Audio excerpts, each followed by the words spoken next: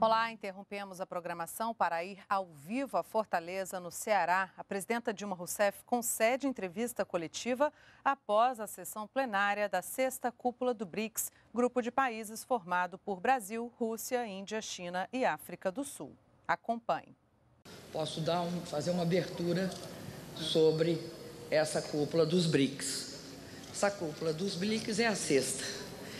Ela encerra um período em que todos os BRICS tiveram condições de receber, cada país recebeu uma das cúpulas. E agora o ciclo se fecha quando a presidência pro tempore volta para o Brasil.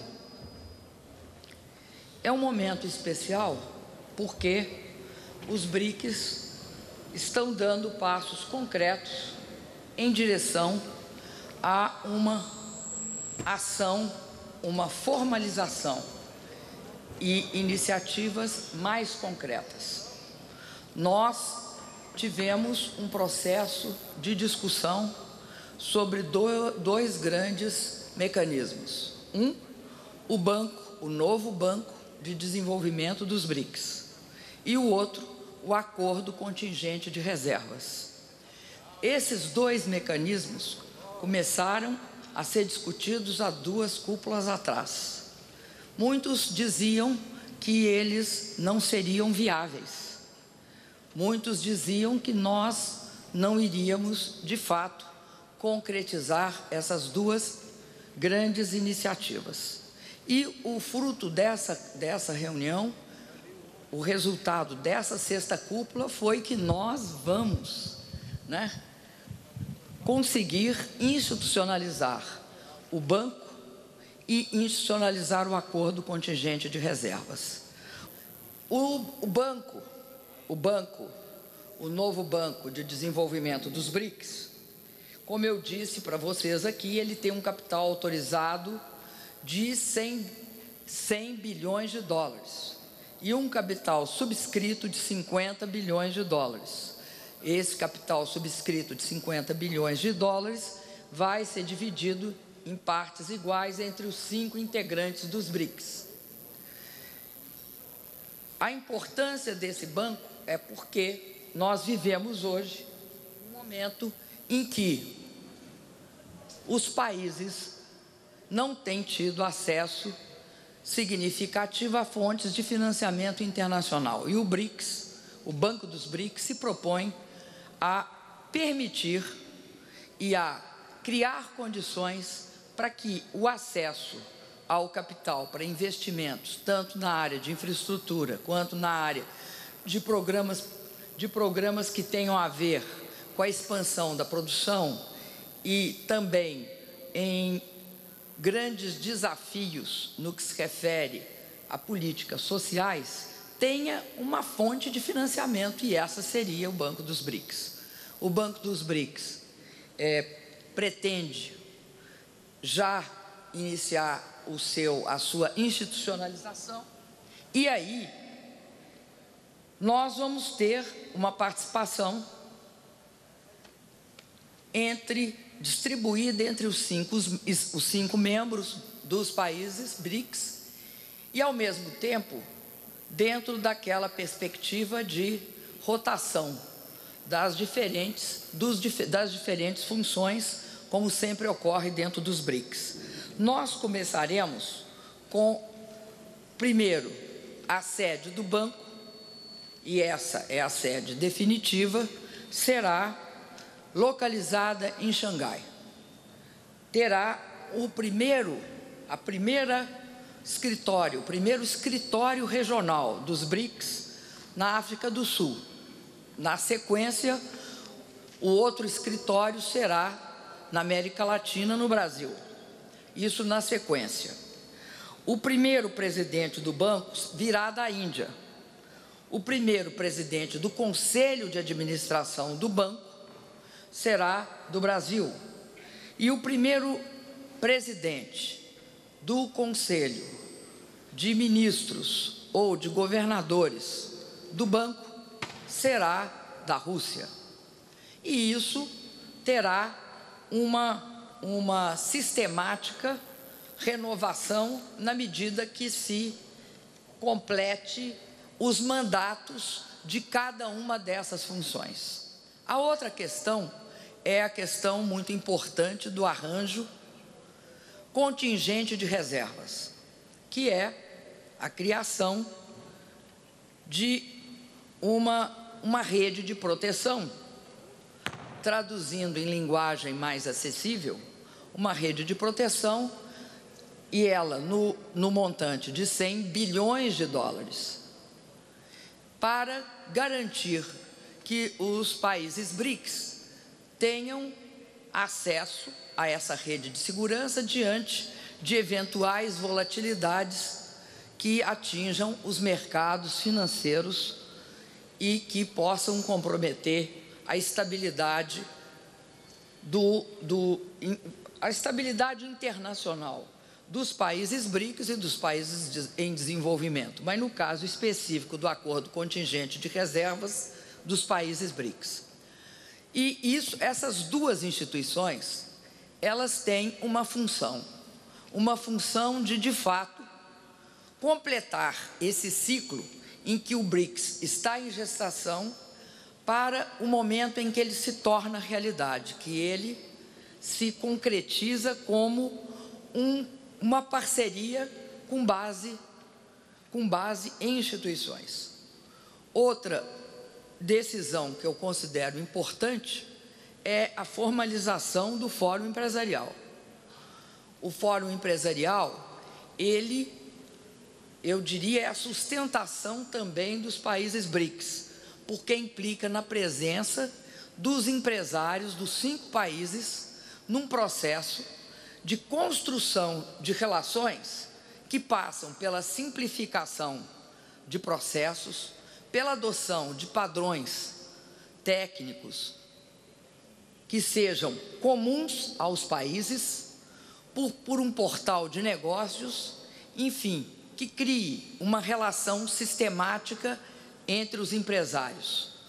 O presidente da CNI, o Robson Andrade, que apresentou o relatório em nome dos representantes dos diferentes fóruns dos países BRICS, informou aos líderes dos BRICS que 700 empresários participaram dessa reunião, nas suas diferentes fases, e que isto significaria um aprofundamento dessas relações, seja no que se refere a empresários chineses, brasileiros, russos, indianos e empresários da África do Sul.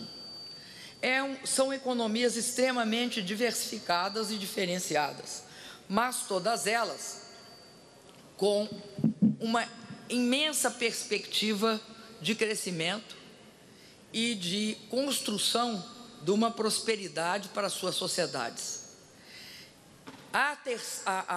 Primeiro, eu falei dos dois, né, do banco e do arranjo contingente de reservas, falei do fórum, e agora eu queria falar para vocês de algo que eu considero também extremamente importante nas nossas decisões, que foi a construção também de um conjunto de estatísticas comuns, que levem e que analisem e que forneçam dados diferenciados sobre as nossas economias e sociedades. No caso destes dados, nós vínhamos fazendo um trabalho muito determinado para precisar os dados de estatísticas sociais, mas nós pretendemos também completar esse processo fazendo dados e estatísticas econômicas. Isso é importante para homogeneizar também a nossa avaliação da economia. E, por fim, eu queria dizer que há um comprometimento dos BRICS com a questão do desenvolvimento sustentável, que eu acho que é um grande ganho. Os BRICS passam a ter toda uma política de preservação do meio ambiente, dentro dos princípios da Rio+20, que é crescer, incluir, conservar e proteger. Ou seja, dizendo simplesmente o seguinte: é possível crescer preservando o meio ambiente. É impossível crescer sem incluir as pessoas. Então, nesses dois eixos está sintetizado o que é que nós consideramos que é essa questão do desenvolvimento sustentável. Saindo desse âmbito, também esta reunião, ela tratou de abordar a questão da governança internacional e das crises regionais, porque o mundo não é feito hoje pelo menos, não é feito com uma harmonia e uma grande encontro de países e nações em direção à paz. Nós afirmamos a paz, a necessidade de priorizar o diálogo como forma de garantir a resolução de conflitos. E consideramos que o melhor padrão é, primeiro, seguir as regras das Nações Unidas, respeitar o direito internacional e agir dentro desse marco. Achamos que os impasses e a duração dos conflitos, no caso específico dessas crises regionais, eles, pela sua duração, evidenciam a necessidade do Conselho de Segurança da ONU ser um órgão com maior representatividade. Da mesma forma, no que se refere aos acordos estabelecidos no G20, que previam a reforma do Fundo Monetário Internacional e do Banco do Brasil, com essas entidades fazendo modificações, principalmente nas suas cotas, no sentido de garantir que essas entidades refletissem o real poder existente das economias emergentes. Nós temos 21% do PIB, se você fizer o cálculo pelo paridade de poder de compra, nós chegamos a 27%. E temos simplesmente uma representação que corresponde a 11%. Então, é justamente isso que, durante o processo da crise que começa em 2008, foi acordado e consensuado dentro do Fundo Monetário, aliás, dentro do G20, sobre o Fundo Monetário e o Banco Mundial, é que haveria uma reforma. E é sobre essa questão também que nós deliberamos mais uma vez no sentido de agir para que essas reformas que estavam sendo prometidas, elas ocorram. Mas, de qualquer forma, tanto o novo Banco de Desenvolvimento dos BRICS, como o acordo contingente de reserva, faz com que nós também façamos a nossa parte e não fiquemos só demandando e reivindicando. São uma resposta concreta ao momento atual. Agora, eu abro a palavra a vocês. Vamos lá, Patrícia, primeiro. Então, Patrícia Campos Mello, da Folha de São Paulo. Bom dia, boa tarde, Patrícia. Boa tarde. O Brasil abriu mão da presidência do Banco dos BRICS para evitar um impasse? Não, querida, é por isso que é bom a gente saber a história. Na história do Banco dos BRICS e do acordo contingente de reservas, foi assim: a Índia propôs o Banco dos BRICS e nós propusemos o acordo contingente de reservas. Então, todos nós consideramos que era justo que a primeira presidência ficasse com o país que tinha proposto, no caso, a Índia. Foi justamente isso. A segunda presidência no rodízio seria, então, do Brasil. O próximo... E o acordo contingente de reserva não tem presidência, mas é bom que se diga que foi uma iniciativa do governo brasileiro ao longo desse tempo. Óbvio que em todas elas, e isso é uma coisa que tem de ser precisado, elas não saem se não houver uma busca de consenso.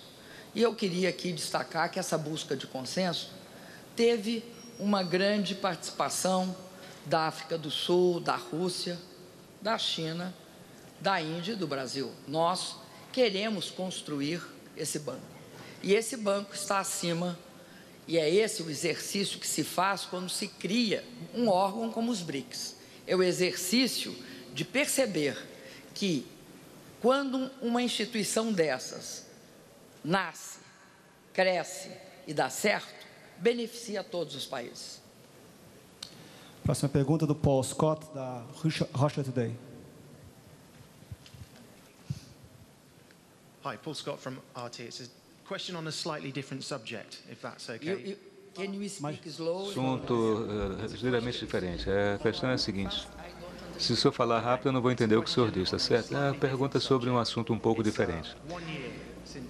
Já passa um ano desde a revelação de Edward Snowden na vigilância, e a senhora foi uma vítima da questão da vigilância, do espionagem.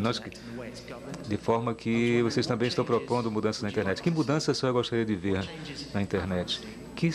Mudanças foram vistas e a internet hoje é um lugar mais seguro para os usuários ou não? Eu acredito que nós demos um passo efetivo. Aliás, alguns passos, né? Vou dar alguns exemplos. O primeiro grande exemplo é a reunião, né, multissetorial global sobre a governança do futuro da internet, que ocorreu no Brasil em abril de 2014.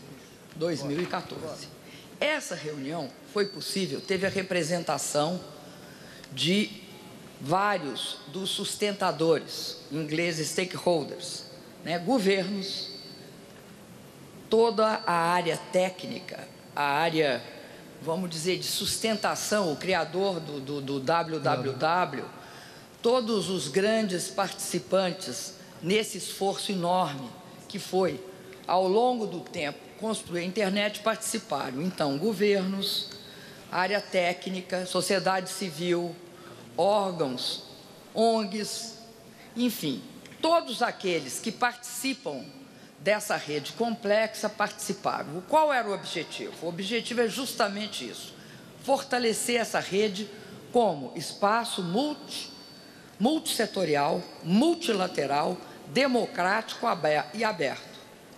O objetivo era esse. E foi importante porque, de uma certa forma, nós tivemos uma representação muito qualificada e definimos uma série de ações que serão desdobradas daqui para frente. Entre elas, eu destaco, do ponto de vista do Brasil, o Marco Civil da Internet, a lei que nós aprovamos, justamente coincidindo com essa reunião multissetorial global sobre o futuro da governança da internet. E destaco, dentro do Marco Civil brasileiro, um aspecto. Primeiro, a preservação da privacidade. Segundo, a garantia de um espaço realmente democrático, baseado no princípio da neutralidade da rede. Porque a interferência na rede não é só de governos. Pode ser de grupos monopolistas, pode ser de grupos religiosos, pode ser de grupos políticos, pode ser de quem quer que seja. A neutralidade da rede é pré-condição para o seu caráter democrático. O Brasil, cada país tem de dar seus passos, porque a rede é isso, ela não é algo que alguém, né, define uma posição e sai todo mundo atrás seguindo. Cada país, eu acho que terá de ser seu marco civil, terá de cuidar para que não haja, de fato, o uso indevido, a exploração indevida da privacidade das pessoas, das empresas ou de governos. Eu acho que esse foi um passo. Outro passo foi a aprovação conjunta de uma posição do Brasil e da Alemanha, que era justamente sobre essa questão na era digital, ou seja, como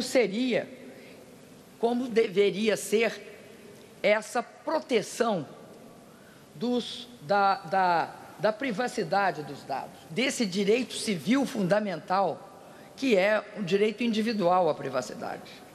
É um direito civil, é importante dizer, é um direito fundamental, dentro do princípio. O que nós achamos que é garantia e deve ser garantido fora da internet, em termos de direitos, nós devemos achar também que deve ser garantido dentro da internet. Então, eu diria, para simplificar a vida, que esses 3 pontos são muito importantes. Está previsto o desdobramento disso em outras reuniões. O Brasil tem todo o interesse em participar, em levar à frente esse projeto, porque acreditamos que a internet é um dos marcos de democracia, de ampliação do direito das pessoas e, de fato, permite um diálogo de uma forma que nós, antes da internet, de maneira alguma tínhamos. Salete Lemos, da TV Record. Agora, é desigual eu ficar aqui de pé ou vocês todos sentados.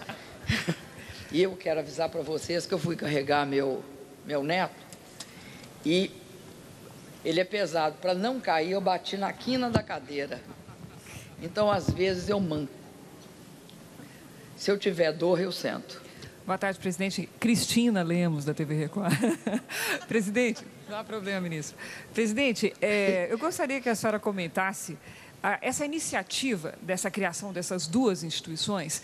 Elas vão na direção, elas sinalizam para o mundo que os BRICS estão cansados dessa ordem mundial velha que não se reforma, que não se altera e que, portanto, estão criando as suas próprias instituições financeiras para estimular desenvolvimento, para socorrer entre si quando estiverem em dificuldades. Nesse sentido, esse suposto FMI dos BRICS, ele poderia, por exemplo, futuramente, ajudar um país como a Argentina? A senhora vê tecnicamente isso como possível? Olha, respondendo a sua pergunta, primeiro, essas instituições, o Banco dos BRICS e o arranjo contingente de reservas, então, novo Banco dos BRICS, arranjo contingente de reservas, elas não são contra ninguém, elas são a nosso favor. É uma outra perspectiva.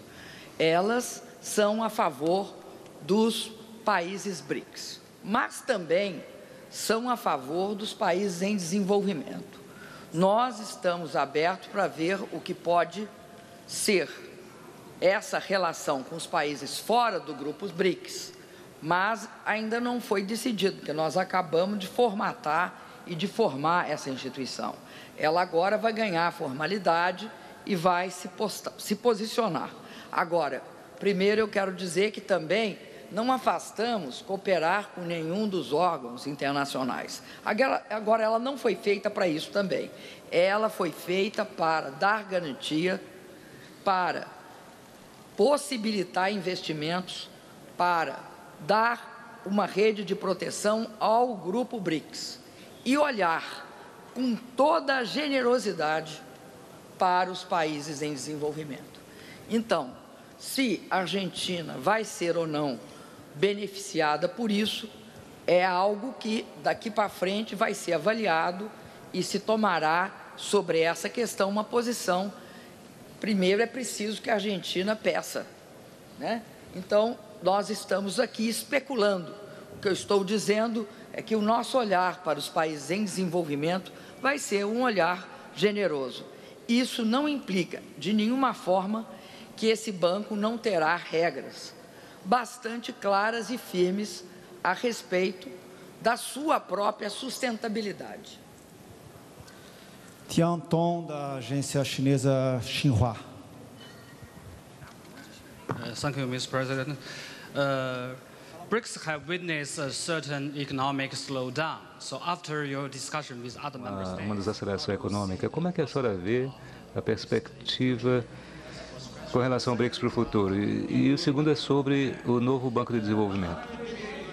100 bilhões de dólares americanos é muito dinheiro. Mas a senhora acha que esse dinheiro é suficiente para atender às necessidades de capital dos países do BRICS? E quando esse banco vai se tornar totalmente operacional? E por que Xangai foi escolhido como a sede permanente? Obrigado. Bom, começando pelo início. De outra forma, seria impossível. Mas eu podia começar pela última pergunta. Pela última, porque são 4 perguntas. Começando pela primeira, então. De fato, todos nós, líderes dos BRICS, reconhecemos não só que houve um efeito na desaceleração do crescimento dos BRICS nos últimos anos, sabemos que uma parte disso, como foi dito, inclusive, por vários dos líderes dos BRICS, é devido aos efeitos da crise internacional sobre nós e sobre as necessárias também reformas, mudanças que nós temos de fazer nas nossas próprias economias. Agora, a tese muito em voga no final do ano passado e no início desse ano, que dizia o seguinte: os países BRICS vão passar o bastão na questão da liderança das taxas de crescimento mundiais para os países desenvolvidos, foi um tanto ou quanto precipitada e viesada, porque o que nós estamos vendo é uma recuperação ainda bastante modesta, infelizmente, eu gostaria que ela fosse mais robusta, porque beneficiaria a todos os países do mundo das economias desenvolvidas, seja o próprio os Estados Unidos, que é a economia líder do Ocidente, e também a União Europeia. As taxas são modestas e isso, obviamente, não dá suporte a um posicionamento que dizia: olha, os BRICS perderam ao seu dinamismo. Na verdade, o que tem garantido uma taxa média de crescimento da economia mundial ainda são as economias BRICS, apesar de todas elas terem tido uma redução nas taxas. Caíram umas pela metade, outras caíram em alguns momentos bastante, e nós agora estamos certos de que, com as medidas tomadas, no caso do Brasil, nós acreditamos que é fundamental um aumento, uma ampliação da produtividade sistêmica do país. Isso implica em investimentos maciços em infraestrutura, em investimentos vultosos em educação, principalmente em educação técnica e em educação científica e tecnológica, e implica num enorme esforço de inovação. Em todas essas questões, nós necessitamos de um fundamento, que é a parceria público-privada. Mas também o Brasil necessita ser um país sem burocracia, ou sem a burocracia que entrava. Portanto, nós temos de perceber que o 4º ponto é justamente as medidas, sejam elas em marcos regulatórios. Algumas nós viemos fazendo. Exemplo, a última, marco regulatório dos portos. Não, a última foi o marco da biodiversidade. Mas essas medidas são fundamentais para deixar claro qual é o ambiente de negócios.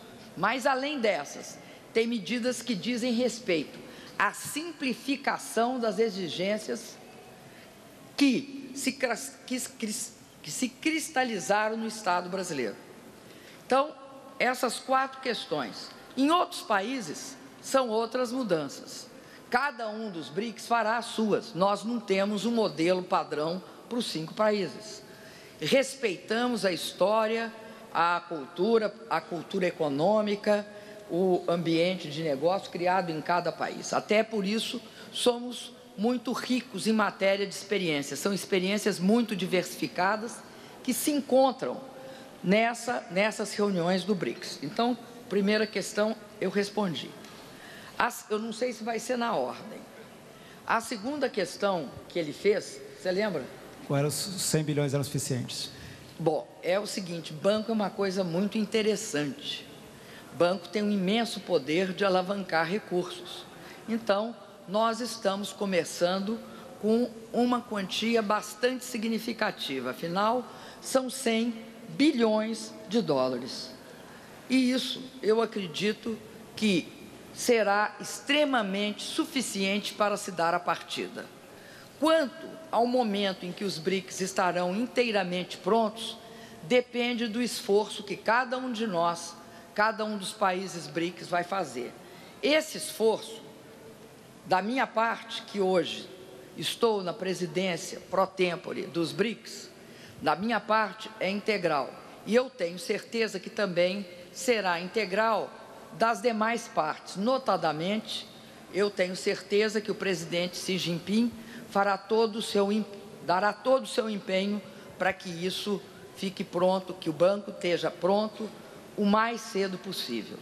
Agora, tudo isso nós vamos fazer com prudência, com cautela, com cuidado, porque iniciando com o passo certo, continua com o passo certo. Próxima pergunta, Cláudia Bom Tempo, da TV Globo. Presidenta, só faltou uma, por que Xangai? Por que Xangai? Bom, Xangai é porque, fazendo um paralelo conosco, é um centro financeiro. Fazendo um paralelo conosco, seria ou São Paulo ou Rio, uma dessas cidades que tem tradição nessa área. Mas eu acredito que no caso da China, seja porque é um grande centro financeiro, econômico, de uma das grandes economias do mundo, que é a China. Essa exigência que o FMI mudasse, revesse as cotas, a estrutura, é uma exigência antiga já e é uma grande exigência dos BRICS. A senhora acha que isso não vai sair nunca? Por que esse banco não serve como uma pressão para que isso saia do papel? Por que essa entidade continua nesse nível de relacionamento com os países emergentes? Olha, essa decisão não é dos países BRICS. Ela foi tomada nas reuniões iniciais do G20. O G20 é a reunião das 20 maiores economias do mundo, das 20 economias mais ricas do mundo. Nas reuniões inaugurais do G20, foi feito um diagnóstico da crise financeira. O diagnóstico da crise financeira partiu também para uma avaliação das instituições financeiras existentes no mundo. Várias das decisões tomadas no G20 foram, sim, implementadas. Várias, inclusive algumas a respeito do sistema financeiro. Ficou pendente a reforma do Fundo Monetário, porque naquela época foi decidido e avaliado que o Fundo Monetário não expressava a real correlação de forças econômicas da economia mundial e que, portanto, no processo de mudança, de reforma do fundo, teria de ser contemplado um novo arranjo das cotas. O que ocorre é que, de lá para cá, não foi tomada nenhuma medida concreta sistematicamente. Quero dizer que o novo Banco dos BRICS não é uma resposta a isso, é uma resposta às nossas necessidades. E eu acredito que mesmo com a existência dos bancos dos BRICS, fica ainda colocada na pauta a mudança das cotas, porque a mudança das cotas é importante para dar sustentação e legitimidade a uma instituição multilateral que é o Fundo Monetário. O que nós temos certeza é que o Banco dos BRICS vem trazer para o mundo também uma constatação: este é um mundo multilateral.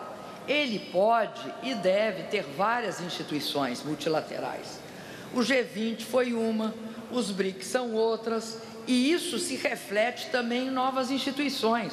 Então, nós temos de lidar com o novo Banco dos BRICS e com o arranjo contingente de reservas de forma muito natural. É sinal dos tempos. Os tempos que nós vivemos exigem essa característica, esse novo arcabouço. Exige a reforma do Fundo Monetário, reforma do Banco Mundial naquilo que couber, e exige a formação do novo Banco dos BRICS e do novo acordo contingente de reservas. Tudo isso contribui, eu acho, para a estabilidade do sistema. Porque o que é que uma organização como os BRICS quer? Quer isto, quer possibilidade de desenvolvimento econômico, prosperidade para os povos e estabilidade. Recentemente nós vimos que se precipitou, e aqui no Brasil até inventaram um termo chamado tempestade perfeita, que o mundo ia se acabar com a saída das políticas expansionistas, monetárias expansionistas. Bom, o mundo não acabou, nem tampouco a tempestade perfeita caiu no Brasil, mas vamos convir, provocou grandes problemas para muitos países em desenvolvimento. É só ver a violenta alteração cambial que houve num determinado momento no mundo.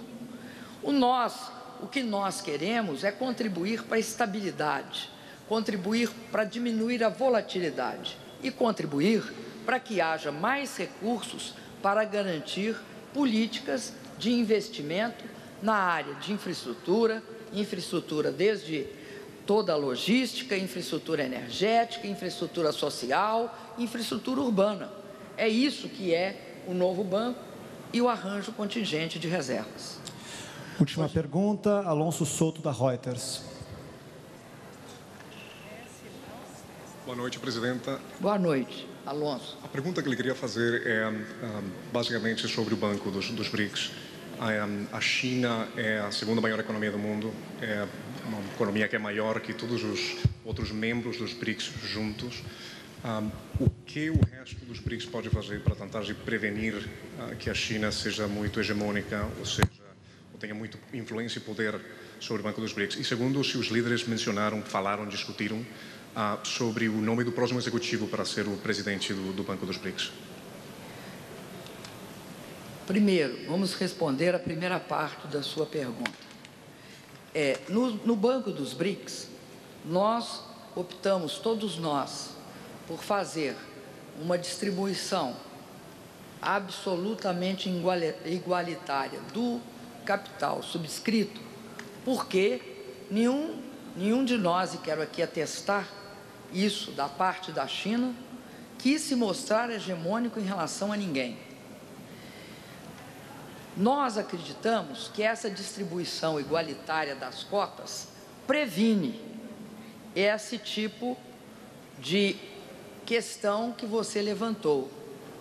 E conviver com uma grande economia, que não seja uma economia com pretensões hegemônicas, é muito bom. Agora, eu queria levantar que os países que integram o Banco dos BRICS, alguns deles são grandes detentores de reservas também, né? É o caso da Rússia, o caso do Brasil.